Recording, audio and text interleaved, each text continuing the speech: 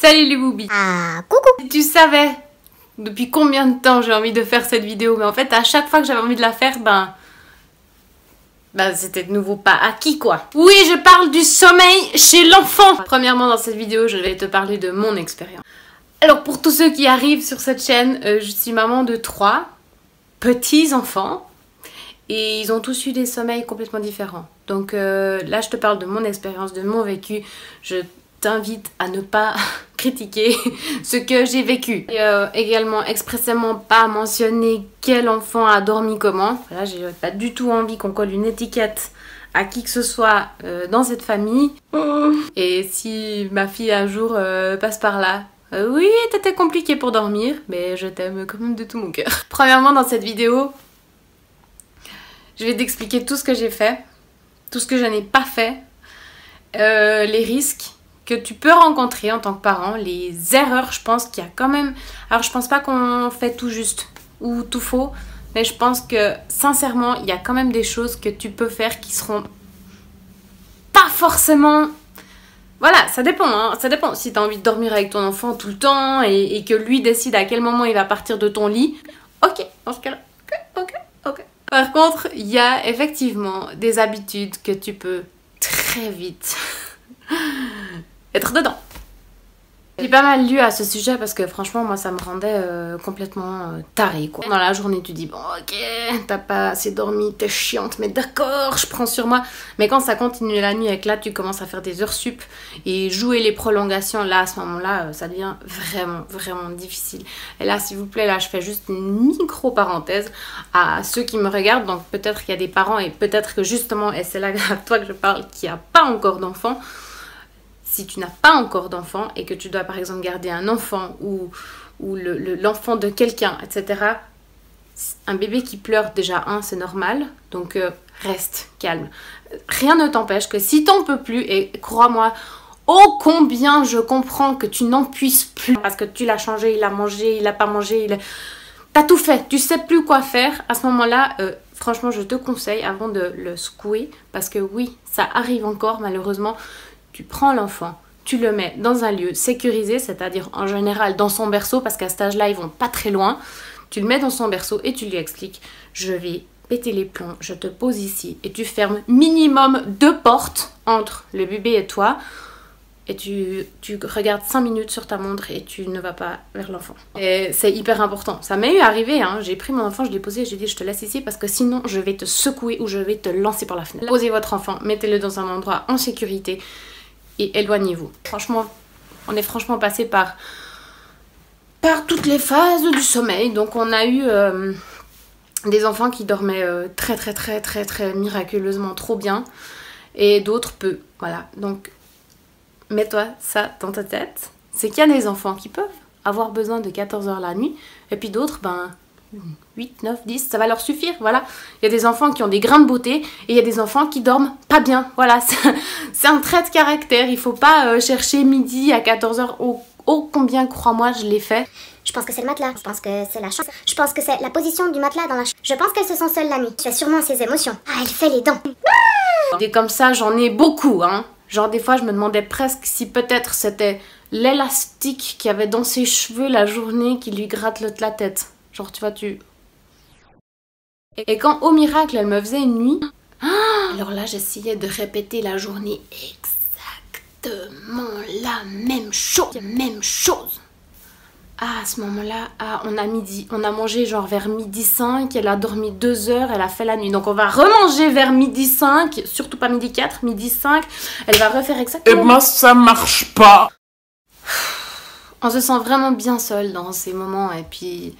Face à un bébé qui dort mal, un enfant qui dort mal, c'est pas facile. Franchement, j'ai eu pleuré, j'ai eu crié, j'ai eu beaucoup de compassion, j'ai eu plus de compassion, j'ai eu plein d'interrogations. Et puis jusqu'au jour où j'ai reçu un message sur Facebook. C'était un message tout bête. Et ce message, il disait, mais tu sais, c'est normal de pleurer. C'est normal de rire, c'est normal de pleurer. Accepte qu'elle pleure. Si tu peux rien faire, si t'as été la consoler, si t'as tout fait et elle continue de pleurer, bah ouais en fait. Et puis là, en fait, je me suis dit... peut-être, je te jure, peut-être qu'elle voudrait une autre maman. Mais peut-être qu'elle voudrait simplement une maman qui accepte qu'elle pleure. Point. Alors, j'ai eu pensé les terreurs nocturnes, on dit que ça arrive en début de nuit, donc jusque vers minuit, 1h. Et effectivement, c'était toujours vers ces zones-là qu'elle avait le premier réveil. Et quand je la prenais, c'était encore 3 fois pire. Elle se débattait dans tous les sens. Il n'y avait rien à faire, sauf un biberon. Moi, je me disais, non, mais quand t'as passé 1 heure à essayer de la rendormir alors que tu sais pertinemment qu'un biberon va calmer les choses en 5 minutes, qu'est-ce que tu fais? Bah, tu lui donnes un biberon, voilà. Ce que je veux dire, c'est que il n'y a pas de miracle. Le sommeil de l'enfant, c'est pas quelque chose d'acquis, c'est pas quelque chose de rien. C'est-à-dire que voilà, ton bébé il pleure. Moi, je suis d'avis de répondre à ses pleurs, qu'on me dise. Moi, je peux pas, j'ai essayé 5-10 minutes et non, au bout d'un moment, tu entends quand c'est des chouinements, tu entends c'est des chouinements où là tu te dis, bon, bah, j'ai pas besoin d'aller tout de suite, mais tu entends quand c'est des vrais pleurs qui viennent du cœur, que c'est. Tu sens la différence. Et puis, moi, les laisser pleurer comme ça, non, biberon et puis qu'ensuite tout retourne dans l'ordre. Et puis je me disais même que de lui donner un biberon, peut-être c'est mon erreur, là encore une fois je te parle de mon expérience, mais moi je lui donnais un biberon, dès que j'entendais un son, j'allais vite faire chauffer le biberon et je lui donnais direct, j'attendais pas qu'il y ait la monstre crise, qu'elle se réveille puissance 1000 et puis que je me disais en fait, je sais pas si c'est ça qui a marché, mais je me disais que si je lui donnais assez rapidement son biberon, en fait, on restait dans la courbe du sommeil. En fait, c'était genre... il n'y avait pas ce pic de crise. Donc ça, c'était le biberon, c'était en général pour les heures quand elle se réveillait vers 2, 3, 4, 5 ou même toutes les heures. Oui, ça m'est eu arrivé de donner 3 biberons la nuit. Hein. Ma foi, qu'est-ce que tu veux? J'ai pas honte de le dire, j'ai pas l'impression de gaver mon enfant et puis de devoir me justifier ou quoi que ce soit. Je l'ai fait et puis voilà, ça a marché, elle est pas devenue malade ou quoi que ce soit. Par contre, quelque chose qui a hyper bien marché, c'était quand elle se réveillait justement dans cette première phase de la nuit. C'était des fois même, nous on était encore réveillés quoi, donc... quand elle se réveillait et que je remarquais que si je la prenais c'était pire, si j'essayais de la caresser c'était pire, si j'essayais de la porter c'était pire. Alors le biberon ça marchait à chaque fois mais c'était, je sais pas si tu vois, c'était pas vraiment le même genre de pleurs, c'était vraiment plutôt des cris de frayeur quoi, je sais pas comment t'expliquer. Et là ce qui a vraiment marché, ça va te paraître trop bête, je posais ma main sur son torse. Mais attention, attention, pas n'importe comment la main. Je vais t'expliquer point après point. Je pose ma main. La main, il y a une vraie prise de conscience à faire avant. C'est-à-dire que la main doit être calme et détendue. Tu vois, pas comme une vieille culotte sale, crispée, tu vois, pas... Calme et détendue. Et là, il y a un vrai travail, c'est là que je veux te dire, c'est qu'il y a un vrai travail à faire sur toi-même en tant que parent. L'enfant, il sent tout. Il sent ton énervement, il sent ta peur, il sent ta colère. Et plus... voilà, il va se calquer par rapport à toi. Donc, premièrement, comme je vous disais, accepte ses pleurs. Ok, tu pleures, t'es pas bien. Je suis calme et je viens te dire que tout va bien. Point. Dis-le toi dans la tête et dis-toi pas « Tout va bien, maman est là, je suis là ». Et c'était miraculeux. Et non mais franchement hein, en fait j'ai remarqué que du moment où moi j'ai fait un travail sur moi avant de faire sur elle, c'est-à-dire avant d'aller voir tous les charlatans, excusez-moi, qui vont me dire qu'il faut mettre une plante verte du côté droite plus une pierre sous son lit et tout ça à faire pendant 2 ans, si possible 2 heures avant le coucher. Faites un travail sur vous. Moi j'ai beaucoup de peine avec la séparation. Tu m'étonnes que mes enfants, ils ont de la peine quand je vais les mettre au lit le soir. C'est la même chose, il y a cette séparation, ils sentent sans que je le sache. C'est même inconscient. Je sais pas si tu... Et ensuite, attention, c'est là où je te dis, piège, piège, piège. C'est que quand elle se calme, moi j'aurais eu envie de encore la caresser, rester près d'elle, un peu comme si c'était ma récompense, tu vois, j'ai réussi à la calmer, donc maintenant je me couche même près d'elle, comme ça, ben, je peux... Ding, ding, ding, ding, ding, ding, ding. Erreur. Tu la calmes et tu pars. D'accord? Même si pour toi c'est difficile, que tu aurais peut-être envie de rester avec elle. Il n'y a pas de souci, hein, si tu veux dormir avec elle les prochaines semaines. Ce que je veux dire, c'est que sois aussi ferme et avec toi-même. Oui, je l'ai fait. Bien sûr que je me suis couchée à côté d'elle et puis que je trouvais ça trop cool. Mais qu'est-ce qui se passe? C'est qu'après, t'arrives plus à partir. Tu te couches vers elle.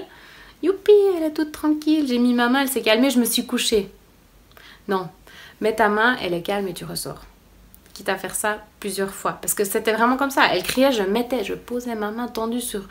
Ma main détendue sur son torse, voire sur son dos si elle dormait sur le ventre. Et voilà. Je le répète, mais on attend souvent d'un enfant qui mange bien, qui dorme bien, qui... Mais pose-toi déjà toi-même la question, est-ce que tu manges bien? Est-ce que tu manges jamais rien entre les repas? Est-ce que tu vas systématiquement te coucher à la bonne heure et que tu as tes heures de sommeil? Et je trouve que ce qu'on impose à nos enfants, ben, c'est valable pour nous aussi. Donc voilà, moi perso j'ai compris que du moment où je fais un travail d'abord sur moi, j'aurai plus de chances de transmettre cette information et cette valeur à mon enfant. C'est mon avis. Il n'y a pas de solution miracle, hein. Pour le sommeil, j'en suis parfaitement consciente, c'est comme la pilule qui fait maigrir, ça n'existe pas. Voilà, j'espère que cette vidéo elle aura pu peut-être vous aider, j'espère au moins peut-être que je puisse aider au moins une personne. Si je peux simplement juste récapituler, c'est que premièrement accepte qu'il y a des enfants qui dorment pas bien, peut-être que c'est justement l'inverse de toi qui a besoin de beaucoup dormir et dans ce cas-là c'est d'autant plus frustrant parce que toi t'en as besoin et lui pas. Voilà, c'est la vie, c'est ton gosse, assume-le. Deuxièmement, solution miracle, il n'y a pas, j'ai essayé. Je pense il faut toujours essayer. Il y a peut-être des choses qui vont fonctionner, certaines fois pas. C'est pas grave, essaye encore et au bout d'un moment ça va passer. Chez moi c'était le fait de poser sa main en début de nuit et le biberon en deuxième partie de nuit. Mais encore aujourd'hui, hein, c'est pas la solution, c'est pas la meilleure des solutions. Elle se réveille encore la nuit et puis voilà, pour moi c'est ok. Elle a le droit de se réveiller, je suis là. Et puis j'apprécie énormément les nuits complètes et je la félicite le lendemain matin quand elle l'a fait. Je sais pas qu'est-ce qu'elle comprend, qu'est-ce qu'elle ne comprend pas. Oublie ces nuits et pense à des choses qui te font du bien. Pense que ton enfant est là, déjà que tu as un enfant, qu'il est en bonne santé, qu'il n'est pas mort ou je sais pas quoi. Donc voilà, relativise un peu et puis si vraiment t'es à bout, eh ben, demande de l'aide autour de toi ou fais une sieste avec lui et puis ma foi ta pile de repassage elle pourra attendre jusqu'au lendemain. Je pense qu'il y a franchement des solutions pour tout. Je pense qu'il y a des solutions pour tous les problèmes, c'est vraiment ma devise de vie. C'est que pour tout on peut trouver une solution et je pense que même pour un problème de sommeil de bébé il y a des vraies solutions. Et pour finir, posez-vous les questions d'abord à vous-même. Est-ce que pour vous, c'est ok que votre enfant vous quitte pendant une longue période? Je veux dire, la nuit, c'est quand même quelque chose de flippant, je trouve. C'est long, c'est pas juste une petite sieste de quelques heures, c'est vraiment 8, 9, 10, plus, etc. Ok, nous, on dort aussi, hein, on est d'accord, mais c'est une longue séparation, il fait nuit. Est-ce que pour vous, c'est aussi ok? Donc, posez-vous cette question. Je pensais notamment à... une maman qui me disait qu'il avait fait beaucoup de fausses couches et puis ça, pour moi c'était vraiment le cas assez évident quoi. Une maman qui fait beaucoup de fausses couches, le bébé naît en parfaite santé, il est magnifique et tout, mais il dort absolument pas. Et puis jusqu'à ce qu'elle comprenne que c'était elle qui avait de la peine à lâcher son enfant, peur de le perdre tout simplement comme elle avait perdu les précédentes grossesses. Donc le cas il te paraît évident quoi. Si je te dis comme ça tu te dis ah ouais. Et ben pareil quoi, si ton enfant dort mal, est-ce que peut-être par rapport à toi il y a quelque chose à travailler? Je dis pas que c'est forcément ça hein, mais ça peut aussi être une piste.